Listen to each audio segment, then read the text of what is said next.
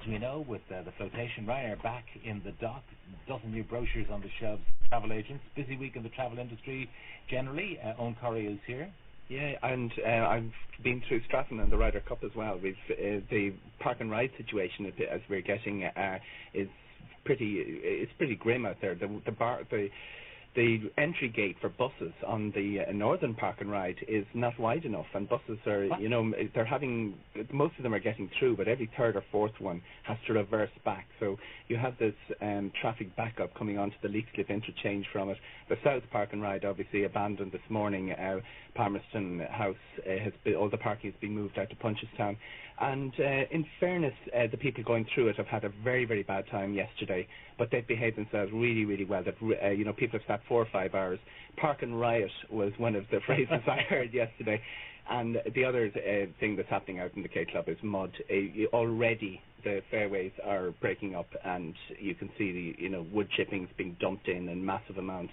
The tournament hasn't even started yet. Yeah. And I can't blame the organisers, though, for the weather, really. I mean, no one knew Gordon was going to hurricane himself across the Atlantic and cause such problems. No, and if you're to put a quiz question, which Ryder Cup was disrupted by a hurricane? Was it A, Kia Island, or B, Valderrama? Would Stratton? Would it actually feature? It's a great event. One of the things about the prices, people who go in there are used to sporting events. You will pay more for a franchised drink. You're paying €7-8 for burgers, things like that. It is very expensive, and the queues are very long in the village. Have a look down at the 16th. There's a food booth down there, which doesn't seem to be attracting the same sort of numbers. No one knows about it. So go down there and get your grub quickly. That's the one to go to. All right. The Americans upset a lot of people yesterday, I believe. Yeah, the reality is they gelled really, really well on Tuesday when they were going around, and they were actually stopping to sign autographs, and people, some of them were spending quite a bit of time with the crowd, upsetting the marshals a wee bit, because the place to get close to these guys on the practice day is between the green and the tee. That's when they're mixing through. And they had gelled very well, but that charade yesterday where they walked down the green and didn't play off the tees really upset, particularly the people who'd assembled in the stand. Yeah, for golfers, they went and played their second shot rather than a tee shot. Pitch and putt, as I think Greg described it yesterday. That's what they were doing. And people booed them even. Yeah, they were the crowd waiting. They'd assembled, waited for a long time at the tee to watch them tee off, and seen they just walked past them. So, a lot of goodwill lost, and I'm sure they're working hard to get the goodwill back in today.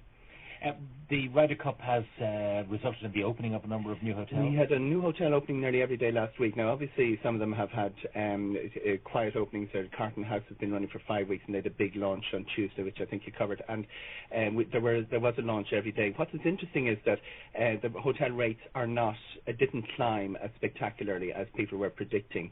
We've had 4,000 new hotel beds put on the market this year. This is really good news for the Irish punter, because these hotel beds have to be filled the rest of the year as well. The way they're going to be filled, and even some of the very high-end 5-star plush spa stuff that is being launched, you can get very, very good deals midweek, 2 3-night deals with 3 nights 2 dinner deals, and that applies right across the board. What's happening in Irish hotels is quite spectacular. What's happening flying out of the country is also very interesting. That the winter sun, I don't think I've seen a start to a winter sun season where the prices have been as low.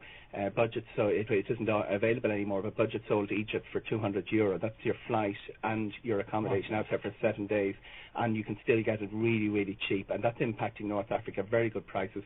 And the big news this morning is Ryanair have decided to raid, which is our juiciest winter sun location, which is the Canary Islands. They're going into Tenerife North. It's always been used for internal flights. They're the first to bring international visitors in there, and they're going into Fuerteventura as well. This could change the entire dynamic of the Canaries. 70% of the Irish winter sun market goes to the Canaries. It's almost all charter. And the most popular is Lanzarote, followed by Gran Canaria, followed by Tenerife, followed by Fuerteventura. I think we'll see Tenerife and Fuerteventura jumping up the scales a little bit as a result of this new Ryanair. And how often will the service be? The new Dublin routes, Tenerife and to Fuerteventura, No frequency yet. No frequency on them. They also have 2 new routes to Alghero in Sardinia and Trapani in Sicily. And Ryanair have been watching the growth of the Italian market. Italy actually was right in at the start of the package business in Ireland, because most of our first package visitors were pilgrims to Rome, who were then brought on to Rimini or somewhere like that. But Italy is growing. It's the fast. In the last 2 years, the tour operators who are doing Italy have seen growth of 1/3, 30% plus of Irish people heading out there. All right. Thailand and Hungary, 2 of the spots in the world which are a little bit troubled. Would you continue to plan your holiday in those and places? the Department of Foreign Affairs advice, which they've been slow enough updating that dfa.ie website, I noticed, but their department advice is continue to travel. The flights are running normal, and be careful. Don't go hang around government buildings. What I think has changed most, like Thailand are very good at coups. They've had something like 22 of them, and it was a big tourist destination out of Ireland when the last one went through 15 years ago. In the era of 24-hour news coverage, we're a bit more aware of it, with breaking news, flashing across our screen. The Thai tourist people are saying business as normal. Most of the Irish in post-tsunami tourists, Thailand, go down to Pattaya rather than over to the west coast or to Bangkok. But we all transit through Bangkok. The markets are operating normally, apparently, and the flights, which most of us go through Heathrow, but there are gateways to Paris and Frankfurt and other places as well, they're operating as normal. The Hungarian Tourist Board are very, very firm. You continue to travel, and they say there have been no cancellations, no hotel cancellations, or nobody travelling out from Ireland. Budapest used to be a fairly infrequent visit. It's now our 2nd most popular after Prague. Finally, Ryanair allow you to check in online, but there is a little catch. Yeah, there's a problem with the baggage. We've 2 running problems with Ryanair's baggage policy at the moment. The published size of your handbag is perfect when you're flying out of Dublin, but if you're coming back from Stansted and you turn up with a bag which is within Ryanair's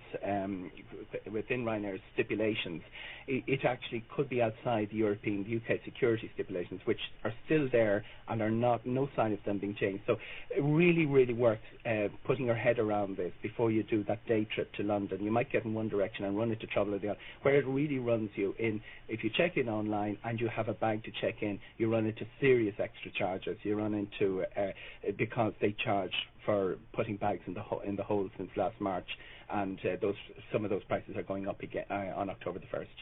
All right. So the business is, you have this hand luggage which you bought specifically to fit Ryanair's requirements, and then maybe it'll have to go into the hold. And in Ryanair's case, if you put something into the hold when you've checked in online to say, I have no baggage going into the hold, it costs you twice it as costs much. you more. Yeah, and there are extra charges then to be issued with a boarding pass. If you've arrived with your boarding pass that you've printed yourself, you now check in something. You now have to go and change the conditions of that. There is a charge for the reissue of the boarding pass. Ryanair are going very cross about this. It's the difference between a large briefcase and a small wheelie, Pat. That's the easiest way to describe it. They are very happy to continue with their handbag stipulations. By the way, UK security. A postscript to Declan Collier's interview, where he said it only takes him 5 minutes to walk from check-in through to the prefabs.